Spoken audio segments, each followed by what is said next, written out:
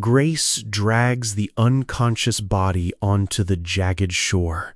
Rainwater beads on his gray hair, mixing with swirling foam. Lightning pops overhead while she studies the familiar profile. Blake Morrison, the man who destroyed her life 5 years ago. His shivering chest fights for breath, but the siren's already getting louder. Before we begin, tell me where you're listening from, and tap subscribe so you never miss a story. Grace presses her palms against Blake's chest and pumps with desperate, violent force. "Come on, you worthless bastard. Don't you dare die on me now." Salt spray stings her bloodshot eyes while thunder crashes violently above her completely soaked head. Her torn uniform clings to her shivering skin like wet seaweed wrapped tightly around her trembling body. Blake's lips look deathly blue against his ghostly pale face that shows no signs of life. The massive waves crash against the jagged rocks with thunderous force that shakes the ground beneath her scraped knees. His expensive gold watch still ticks steadily on his waterlogged wrist despite the brutal storm. The howling wind cuts through the darkness around them both like a knife through silk. Rain pounds against her aching back like thousands of hammers beating on a blacksmith's anvil. She can taste the bitter salt and metallic blood in her own mouth from the exhausting rescue effort. His body feels cold and lifeless beneath her desperate hands. She tilts his head back carefully and breathes precious life into his unresponsive mouth. Blake coughs up seawater violently and opens his bloodshot eyes very slowly with confusion. "You actually saved my worthless life. 24 hours until they evict us from our tiny apartment." Grace remembers that terrible, life-changing day 5 years ago when he fired her without any warning or explanation. She had desperately asked for time off when little Tommy got sick with severe pneumonia that winter. Blake called her ungrateful and completely selfish, then threw her company security badge directly in the trash can. Now Tommy desperately needs expensive surgery they cannot possibly afford on her meager waitress salary from the diner. The freezing rain pounds against her face like thousands of tiny needles piercing her sensitive skin repeatedly. His breathing sounds ragged and extremely painful as he struggles to sit upright on the rocks. The ambulance siren wails mournfully in the distance, growing steadily closer with each passing second that feels like an eternity. Bright red blood trickles steadily from the deep gash on his pale forehead. She can smell his expensive designer cologne, mixed with seawater and the sharp scent of fear. The storm shows no signs of stopping anytime soon. Blake sits up slowly and stares at her with sudden, very uncomfortable recognition dawning. The paramedics arrive quickly and load Blake onto their sturdy metal stretcher very carefully. "I remember you perfectly now, Grace Sullivan. Just forget this ever happened between us tonight." Heavy rain pounds violently against the ambulance windows as they drive away into the pitch darkness. Grace's hands shake uncontrollably from cold and complete physical exhaustion, while her soaked shoes squelch loudly in the wet sand beneath her feet. Her phone buzzes insistently with another threatening hospital bill notification about Tommy's mounting medical debts that keep growing. The siren wails mournfully as it disappears down the winding coastal road into the night. Lightning illuminates her pale, deeply worried face in brief ghostly flashes that reveal her desperation. She can feel the rough, cold sand grinding painfully between her frozen toes inside her shoes. The bitter taste of salt water lingers on her cracked lips like a curse. Her wet hair whips across her face in the howling wind that shows no mercy. The storm continues to rage around her like nature's fury unleashed. She feels completely alone in the darkness despite saving a life tonight. She walks back slowly toward the diner, through the raging storm that mirrors her emotions. Grace serves steaming hot coffee to the regular morning customers at Eddie's familiar diner. "Heard you saved some rich guy last night during the storm." News travels incredibly fast around this small coastal town, doesn't it? The thick, greasy smell of bacon grease fills the cramped restaurant while the old radio plays softly in the background corner. Her lower back aches terribly from the long overnight shift, and her worn sneakers squeak loudly on the wet tile floor with every step. Steam rises steadily from the hot coffee pot in her still trembling hand that hasn't stopped shaking since last night. The morning light filters weakly through the grease-stained windows that haven't been properly cleaned in months. She can hear the distant sound of seagulls crying over the harbor, mixed with waves crashing. Her uniform still smells faintly of seawater from the dramatic rescue that changed everything. The cash register rings constantly as customers pay their small bills and leave decent tips. The familiar sounds of the diner comfort her after the chaos of last night's events. Outside the rain-streaked window, a sleek black sedan pulls up very slowly and deliberately. Blake Morrison steps out confidently, wearing an expensive three-piece suit that costs more than she makes in months. Blake walks purposefully into the diner and sits directly at Grace's counter with authority. "We need to talk immediately about last night. Order something decent or leave right now, Blake." The other curious customers turn around to stare openly at the well-dressed stranger among them in fascination. Grace's heart pounds violently against her ribs while her sweaty palms grip the heavy coffee pot handle tightly.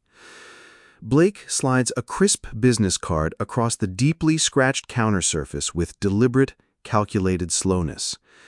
The old ceiling fan creaks ominously overhead in the sudden, uncomfortable silence that fills the diner. She can smell his expensive aftershave cutting through the diner's usual mix of grease and coffee aromas. The morning sunlight glints off his gold cufflinks and expensive watch that probably costs more than her car. Her reflection wavers in his dark sunglasses like a ghost from his past, haunting him. The other waitresses whisper quietly among themselves near the kitchen door, trying to listen. The atmosphere in the diner has completely changed with his presence dominating the space. His expensive clothes look completely out of place in this working-class establishment. Grace pours his coffee carefully without daring to look directly at his intimidating face. Blake leans forward conspiratorially and speaks in a dangerously low voice that chills her. "I have a very interesting business proposition for you, Grace. I'm not interested in anything you're selling here today." The cramped diner feels much smaller with him dominating it, like the walls press closer together around her. His expensive cologne smells overwhelmingly strong compared to the familiar grease and cleaning supplies around them. Grace's hand trembles violently as she sets down the heavy coffee pot on the counter with a loud clink. The other customers pretend to read their crumbled newspapers while listening intently to every word. She can hear the kitchen staff whispering excitedly about their unexpected wealthy visitor who doesn't belong. The cash register drawer slams shut with a metallic bang that echoes through the tense atmosphere. Steam rises from his untouched coffee cup like morning mist over troubled waters. Her apron feels damp with nervous sweat against her skin as anxiety builds. The clock on the wall ticks loudly in the silence between them. She wishes she could disappear from this confrontation completely.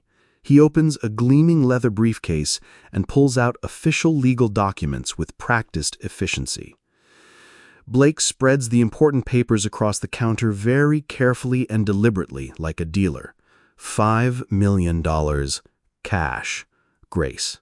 For exactly what in return, Blake? The thick contract pages flutter ominously in the breeze from the ceiling fan spinning above them. She squints hard at the dense small print while her mouth goes completely dry with mounting fear. Blake taps his expensive gold pen impatiently against the worn Formica surface in a steady, hypnotic rhythm. The smell of fresh ink mixes strangely with coffee and buttered toast around them in the air. She can feel the other customer's eyes boring into her back like lasers cutting through metal. The morning light makes the papers glow white against the dark counter like snow. Her hands shake as she tries to read the complex legal language that makes no sense. The pen clicks repeatedly in his manicured fingers like a metronome keeping time. Coffee steam curls between them like smoke from a dying fire that's almost extinguished. The contract looks official and intimidating with its legal seals and signatures. She realizes this is no casual offer, but something he's planned carefully. Other worried customers whisper urgently and point in their uncomfortable direction with growing concern. Blake points directly to the signature line at the very bottom page with authority.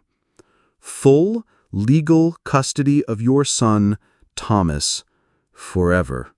Get out of my diner right now, Blake." The heavy coffee cup slips from her trembling hand and shatters loudly on the hard tile floor. Scalding hot liquid splashes violently across her legs and soaks completely through her thin cotton apron. Blake doesn't even flinch as sharp ceramic pieces scatter around his polished Italian leather shoes like broken dreams. The crash echoes through the suddenly silent restaurant like a gunshot in the night. She can feel the burning coffee seeping through her uniform to her sensitive skin beneath. The other customers gasp and stare in shocked silence at the dramatic scene unfolding. Her face burns with humiliation and rage that threatens to consume her completely. The broken pieces glitter like diamonds in the morning sunlight streaming through the windows. Steam rises from the spilled coffee like her escaping hopes and dreams for a normal life. The smell of coffee mixes with her fear and anger in the air. Everyone in the diner watches this confrontation with fascination and horror. Grace grabs a clean towel and kneels down to clean the mess while fighting tears. Grace arrives home, exhausted, to find Tommy collapsed weakly on their old, worn couch. "Mom, I really can't breathe right today at all. We're going to the hospital immediately right now, sweetheart." His small hand feels burning hot against her cool palm while he gasps desperately for precious air. The cramped apartment smells heavily like the expensive medicine they can barely afford to buy regularly. Tommy's face looks disturbingly gray under the flickering overhead light that desperately needs replacing soon. His narrow chest rises and falls in short, desperate movements that terrify her completely to her core. She can hear his lungs rattling with each labored breath he takes with great difficulty. The apartment feels stuffy and oppressive around them both, like a prison cell. His fever makes him shake uncontrollably in her arms like a leaf in the wind. The medicine bottles rattle on the table like dice in a gambler's hand. She can taste her own fear like metal in her mouth as panic sets in. The walls seem to close in around them as his condition worsens rapidly. Time feels like it's running out for both of them in this desperate moment. She carries him carefully to their old car parked outside in the driveway. Dr. Hansen shows Grace the alarming test results on his computer screen very clearly. Tommy needs major surgery within the week maximum. Grace, how much will it cost us in total? The frightening numbers on the screen blur together as Grace tries to focus through her tears. The sterile hospital hallway echoes constantly with footsteps and distant conversations from other worried families. Her hands shake uncontrollably as she holds Tommy's thick medical chart against her chest protectively. The sharp, antiseptic smell makes her stomach turn with overwhelming worry and fear about the future. She can hear other children crying in nearby rooms, making her heart ache. The fluorescent lights buzz overhead like angry insects trapped in glass cages. Her reflection in the computer screen looks pale and haunted by circumstances beyond her control. The chair feels hard and uncomfortable beneath her exhausted body that needs rest. She can feel the doctor's sympathetic eyes watching her carefully as he delivers this news. The weight of responsibility crushes down on her shoulders like a mountain. The medical terminology sounds foreign and frightening to her untrained ears. Dr. Hansen slides the expensive estimate across his cold metal desk with obvious reluctance. Grace stares in complete horror at the bill totaling exactly $200,000. There has to be another way, somehow, doctor. Without insurance coverage, this covers absolutely everything needed for Tommy's treatment. The harsh fluorescent lights hum constantly overhead while Tommy sleeps fitfully in the narrow hospital bed nearby. His breathing sounds shallow and labored through the clear plastic oxygen mask covering his small face. She touches his burning forehead and feels his dangerous fever burning through her fingertips like fire. The machines beep softly but urgently around his still, small form that looks so fragile. She can see other families in the hallway dealing with their own medical nightmares and tragedies. The hospital smells like disinfectant and despair, mixed together in an overwhelming combination. Her purse feels heavy with unpaid bills that keep accumulating despite her best efforts. The chair creaks under her weight as she shifts nervously from the stress and worry. She can hear her own heart beating in her ears like a drum. The enormity of the situation threatens to crush her spirit completely. She feels trapped between impossible choices that will determine Tommy's fate. She pulls out Blake's expensive business card from her worn purse with shaking hands. Grace calls the number on Blake's card from the busy hospital corridor outside Tommy's room. "I want to hear your offer again, please." "Smart choice, Grace. I knew you'd come around eventually to my way." Blake's voice sounds smooth and confident through the phone speaker pressed tightly against her ear. The pediatric ward bustles constantly, with nurses checking on sleeping children in their beds throughout the night. Grace watches Tommy through the window as machines monitor his weak, irregular heartbeat that worries everyone. Her reflection stares back from the dark glass like a desperate ghost haunting the hospital. She can hear other families crying and praying in nearby rooms for their own miracles. The phone feels slippery with her nervous sweat as anxiety builds inside her chest. Her voice cracks with emotion as she speaks to him about his son's life. The fluorescent lights cast harsh shadows on the walls around her like prison bars. She can smell coffee from the nurse's station mixing with antiseptic in the air. The weight of this situation feels heavier than anything she's ever faced before in life. Blake agrees to meet her in exactly an hour to discuss the terms. Blake arrives at the hospital with his lawyer Patricia Wells following him closely behind. The money transfers immediately upon signing these legal documents, Grace. What exactly happens to Tommy after that transaction? Patricia adjusts her wire-rimmed glasses and opens her briefcase with a sharp metallic click that echoes. The sterile conference room smells strongly like disinfectant and old coffee from the vending machine. Blake drums his perfectly manicured fingers on the polished table surface while waiting impatiently for her decision. The fluorescent light flickers above their heads like a dying star in the vast darkness of space. She can hear the ventilation system humming constantly in the walls around them, like mechanical breathing. The chairs feel hard and uncomfortable beneath their bodies as tension fills the air. Grace's hands shake as she reaches for the documents that will change everything forever. The room feels cold, despite the warm air blowing from the vents above them. Patricia's perfume smells expensive and overpowering in the small enclosed space they share. The contract looks official and intimidating with its legal seals and complex language. She realizes this meeting will determine Tommy's entire future and her role in it. Grace reads through the custody agreement very carefully, word by word, sentence by sentence. Patricia explains the harsh terms while Grace listens in stunned, uncomfortable silence throughout. Blake gets full legal and physical custody permanently of Thomas. You can visit twice per year, supervised only by court officials. The thick contract pages feel heavy in Grace's trembling hands as she flips through them slowly. Blake checks his expensive watch and taps his foot impatiently on the floor beneath the table. The hallway outside fills with the sounds of dinner carts rolling past patients' rooms. Grace's throat tightens painfully as she reads the fine print carefully and realizes the implications. She can hear other families talking quietly in nearby rooms about their own struggles. The air conditioning blows cold air directly on her neck, making her shiver involuntarily. Her eyes burn from the fluorescent lights overhead that seem too bright and harsh. The pen feels heavy in her shaking fingers, like it weighs 1,000 pounds. She can taste the fear in her mouth like copper pennies mixed with desperation. The reality of losing Tommy forever begins to sink in completely.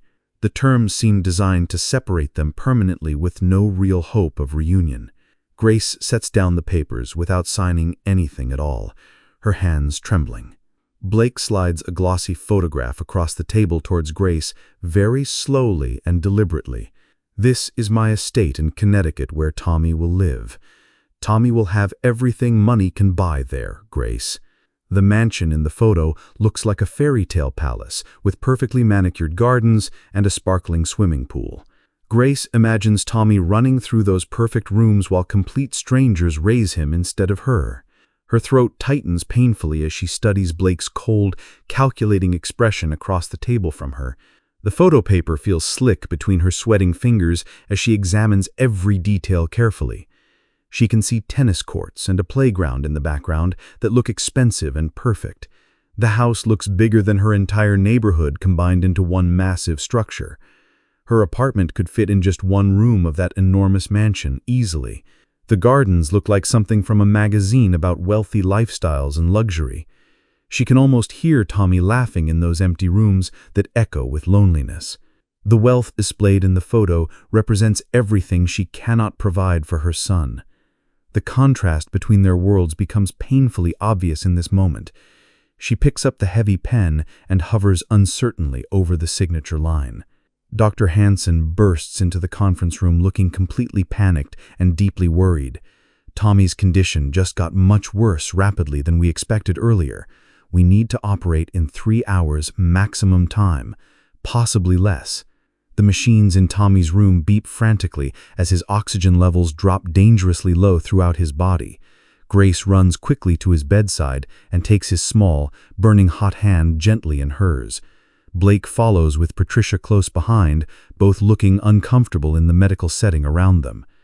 The heart monitor shows an irregular, frightening pattern that terrifies everyone who sees it. She can hear alarms going off in other rooms as medical emergencies unfold. The nurses rush around with urgent efficiency as they prepare for emergency surgery. Tommy's face looks pale and peaceful, despite his critical condition that worsens by the minute. The machines make loud, scary noises that fill the air with tension and fear. She can smell the antiseptic and fear mixing together in the room like a toxic combination. The reality of losing him tonight becomes terrifyingly real and immediate. Time is running out faster than anyone anticipated or planned for. Tommy opens his tired eyes and whispers her name very weakly, like a ghost. "I can't sign those papers, Blake, no matter what." "Then your son dies tonight, Grace, and it's your fault."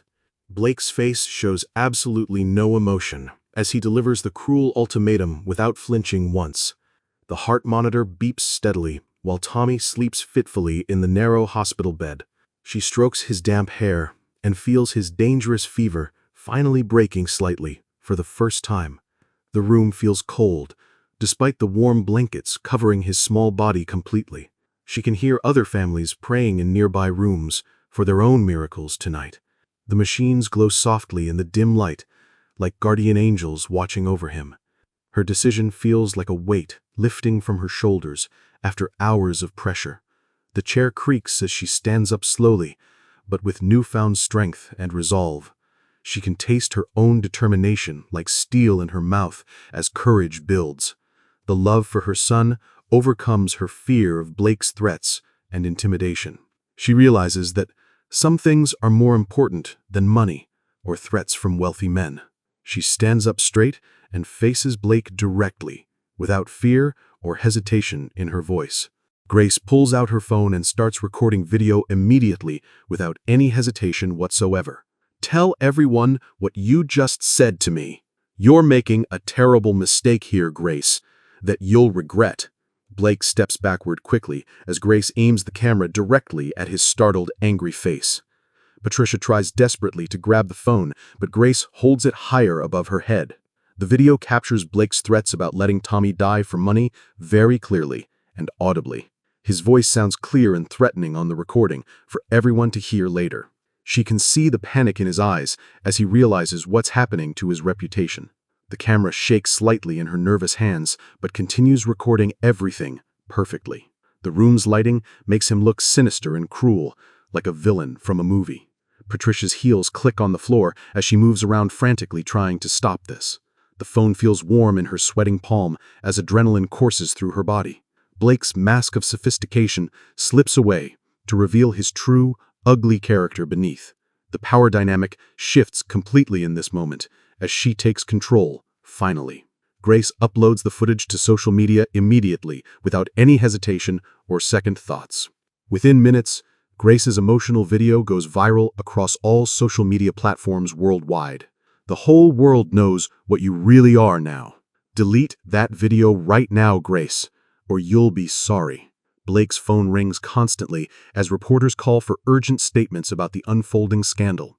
Grace shows him the view count, climbing past 1 million rapidly and continuing to grow. His face turns bright red with anger as he realizes his reputation crumbles publicly before everyone. The hospital parking lot fills quickly with news vans and cameras from local stations. She can hear reporters shouting questions through the windows as the story spreads rapidly. His hands shake as he tries to call his publicist to control the damage. The phone notifications keep chiming with new shares and comments from outraged viewers. Patricia looks pale and worried as she watches the disaster unfold before their eyes. Social media notifications flood Grace's phone with supportive messages from strangers who care. The video spreads faster than wildfire across the internet as people share it everywhere. Blake's empire begins to crumble as his true character becomes public knowledge for all. Local news reporters rush toward the hospital entrance with their cameras and microphones ready. A crowd of supporters gathers outside Tommy's hospital room door with flowers and gifts. "We started a fundraiser for Tommy's surgery this afternoon. $200,000 in 30 minutes flat, Grace." The donations pour in from people who saw Grace's emotional video online everywhere around the world. Blake stands in the corner, looking completely defeated, while Patricia packs their expensive briefcase quickly and quietly. Tommy wakes up and smiles at all the kind visitors surrounding his bed with love. His breathing sounds stronger already, with hope filling the room completely, like sunshine after rain. I can hear people singing softly in the hallway as more supporters arrive continuously. The flowers smell beautiful and fresh in the sterile room, bringing life and color everywhere. News cameras flash through the windows as reporters document this inspiring story of community support. The heart monitor shows his condition improving steadily as stress leaves his body. Blake's empire crumbles, while Tommy's health improves with each passing moment of this miracle. The crowd outside grows larger as word spreads about this mother's courage against greed. Grace realizes that sometimes ordinary people can defeat the wealthy and powerful through truth and love. Grace hugs her son tightly as Blake leaves, without speaking another word to anyone. Dr. Hansen enters with the surgical team, ready to operate successfully on Tommy's condition. Tommy goes into surgery fully funded by strangers who believe in a mother's love, conquering all. Grace waits in the hallway, surrounded by supporters who drove from across the state. The operation succeeds perfectly, and Tommy recovers completely over the following weeks with full health. A mother's dignity always beats a billionaire's greed in the end.